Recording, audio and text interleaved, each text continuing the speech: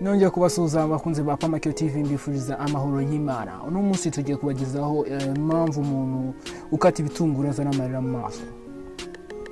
Ambere na mbere ndakomeza kubibutsa ko niba utarakora subscribe wayikora kugira ngo ujye ubona n'izindi video zacu mu bambere. Wajya gukunda kwibaza impamvu y'umuntu akata ibitunguru iteka azana amarira mu maso kandi bikaba atari ubushake bwe?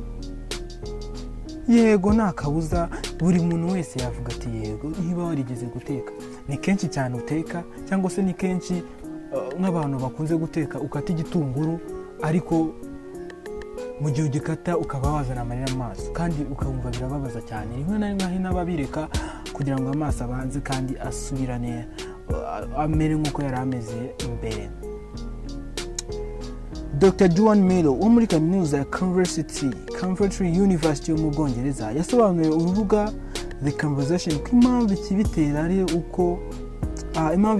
uko igitunguru iyo bagikata kizamura acide yitwa acide sulfurique itumuka igatera imvubura z'amarira kuyavubura, ari nacyo gituma umuntu uri gukata igitunguru azana amarira.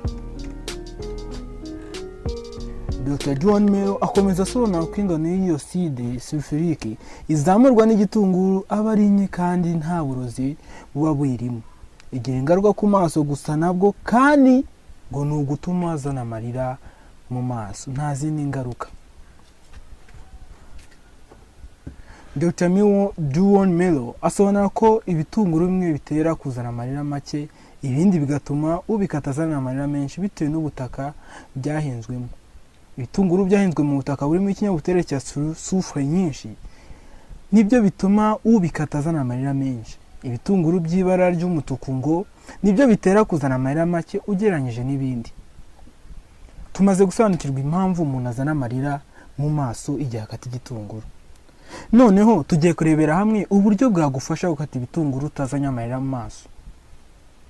Kugira ngo ukate ibitunguru ntuzane amarira mu maso, hari inama zinyuranye ugirwa.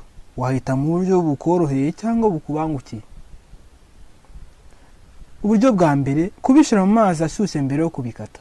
Ubu ni uburyo bwiza nabwo. Mu gihe mbere yo kubikata ukabanza ukabishira mu mazi iminota mikeya ubundi ukabikata.